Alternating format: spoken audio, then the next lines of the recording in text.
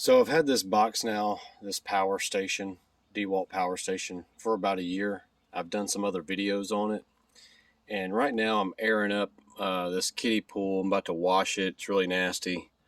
And I'm running this little air pump. And I thought to myself before about maybe using this on camping trips and maybe airing up a mattress. And I thought this would be a good opportunity to show how this is going to perform, one, after it being about a year old, and then also it's probably been about 2 or 3 weeks since I've even charged it or used it for anything. In the beginning, when I first got it, I probably have used this thing more than the average person will, but in the last few months I haven't really needed to use it too much.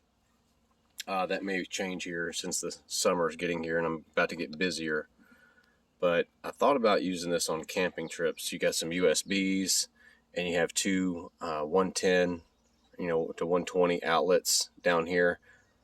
There is no ground, but you could put one. If your cord does have a ground, it will go in.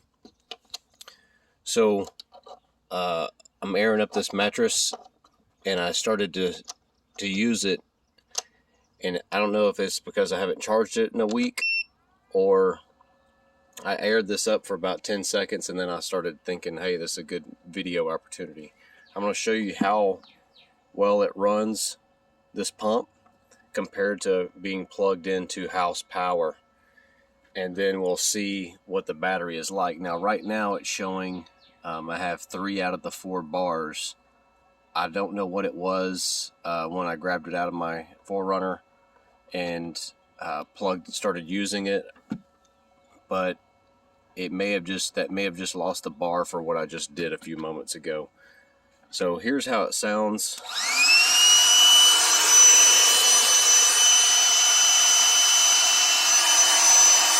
Now hooked up to house power, here's how it sounds.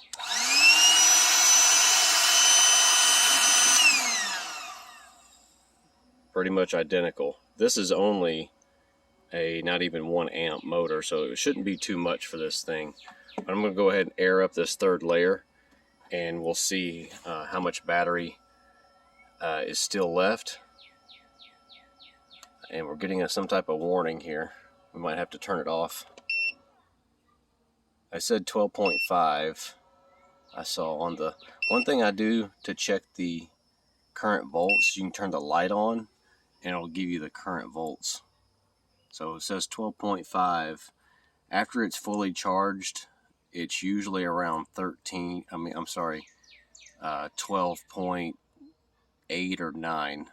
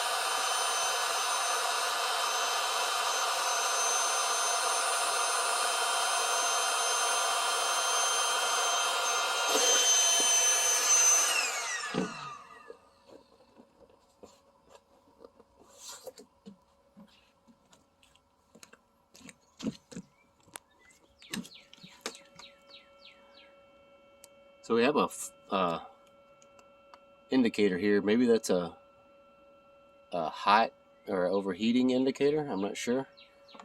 Let's see. Will it turn back on? Nope.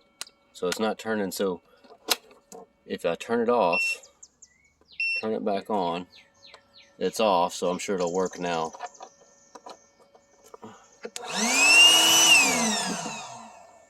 Up.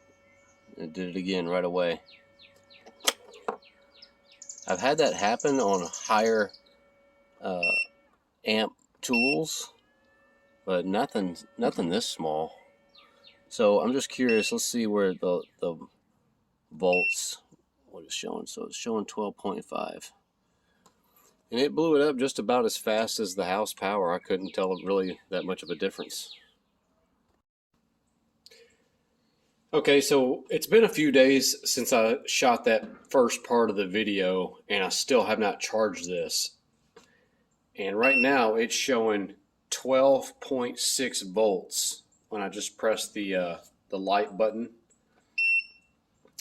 And one thing I'm going to say, after owning this for about a year, I'm pretty happy with it. Now, I have had a couple of issues with it. One issue that I had with it was the air compressor quit working. And what I did, I just went ahead and unscrewed everything. Took this apart. There's a little air compressor in there. There's a 12-volt battery, a circuit board, a little air compressor on this side. And the terminal was kind of loose. So all I did was take a pair of pliers and just kind of crimp down on the terminal a little bit, slip it back on, and air compressor was working fine. After that, I did get a comment on YouTube from a guy saying, "Oh, do I have to fix it myself if it?" No, you don't have to fix it yourself. I chose to fix it myself. I fix things for a living. So I took you if you buy this and it's under DeWalt warranty, send it back to DeWalt. Take it to a repair shop. Or do like me, take a Phillips screwdriver and take this off and fix it yourself. Okay, that's why I'm making these videos, to kind of help you guys out. If you're going to sit here and complain and whine and cry, unsubscribe. I don't care. I don't want you here. All right.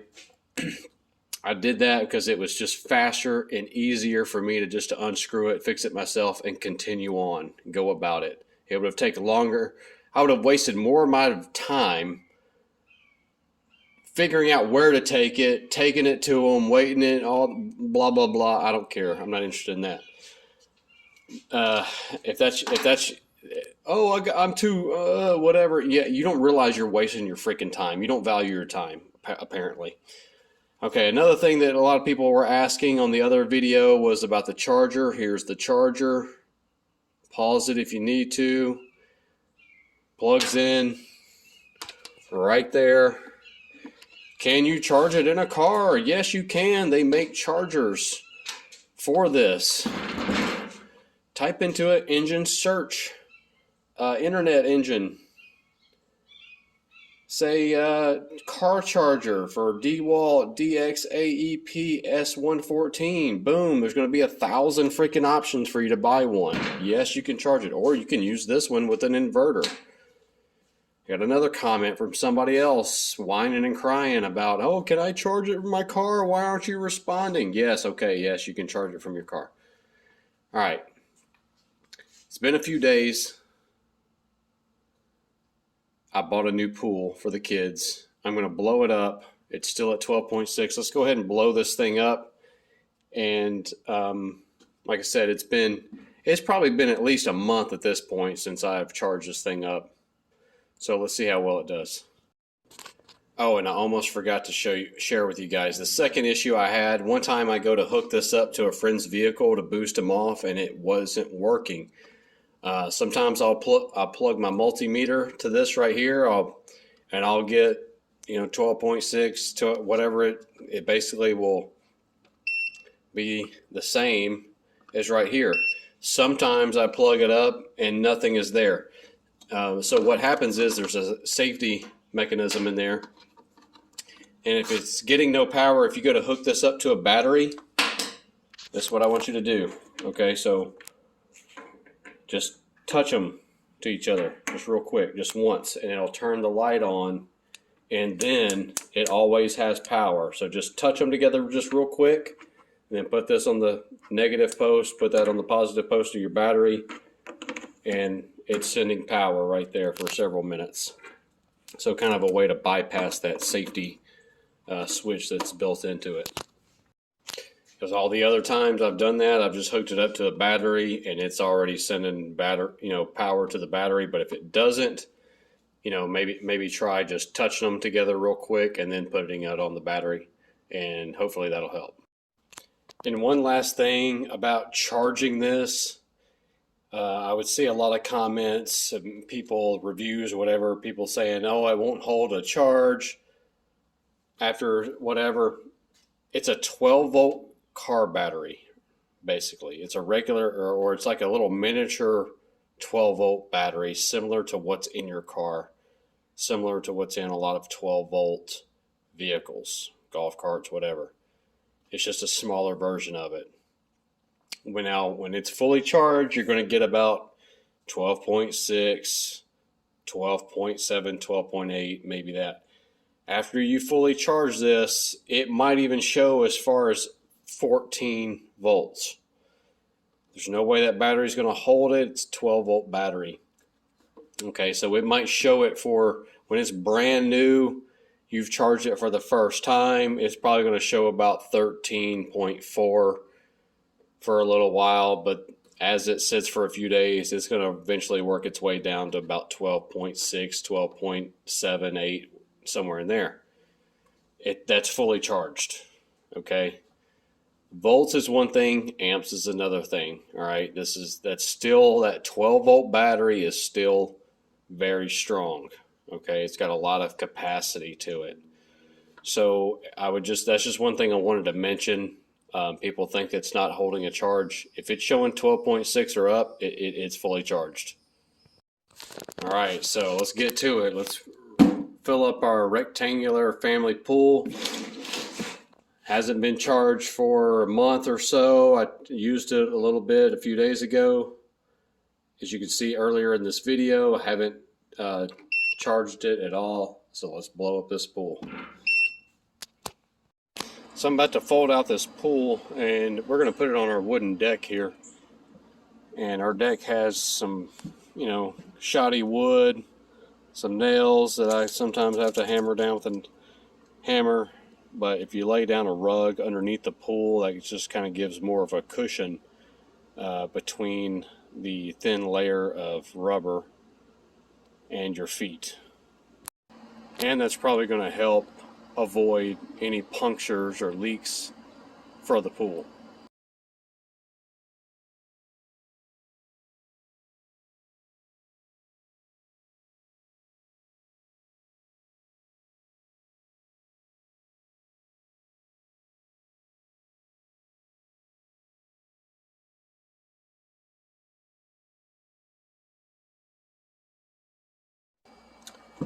Alright, so that wasn't bad at all. I'd never stopped the pump because I knew it was going to flash this, because it was doing it the other day at the first part of this video. So I just left the pump running that entire time.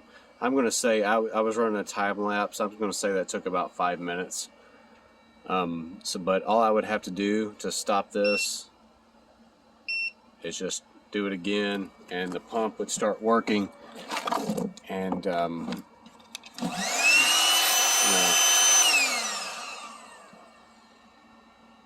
and it didn't do it that time. It's a cooler day today. I think it was just so hot the other day. It was probably about 90 degrees. And just to check, let's see, let's turn off the AC power, and let's see where our battery is. It's saying 12.5, and again, I said it's been a month or more since I've charged it. It's been about 4 days since the first part of this video that I blew up the old pool, and it blew up, I did the third layer, and ended up washing it and decided it had a leak, so I decided to throw it away. And we got a new one for the kids, so I'm blowing it up. I'm going to fill it up with water. But this would be cool for, like, if you're on a camping trip, you don't feel like starting up a big generator, or you don't have power. You could do something like an air mattress or something, and still have plenty of power to run, like, charge up your cell phones or walkie-talkies or whatever. I don't remember what I paid for this, but I've been very happy with it. Like I said, I've been a year in, and find it very useful. Like if the power were to go out and I did have to run my generator, you know, if we had a hurricane or something, I would make sure that I have this charged. If I haven't charged it in a week or so, or I'm sorry, a month or so, if I have to crank up that generator, man, charge this up, or already have it charged, and you wouldn't need to run the generator while you charge up your cell phones. Maybe you run some small things, maybe run a TV or something. It's not going to run anything super big. It's not going to run a mini fridge or anything like that, but all your small electronics and things, you could save gas. If you had a little solar panel charging into a bigger battery, it's basically the same thing you're doing to this. So while you have power, you know, charge this up and you'll have some power in case of an emergency.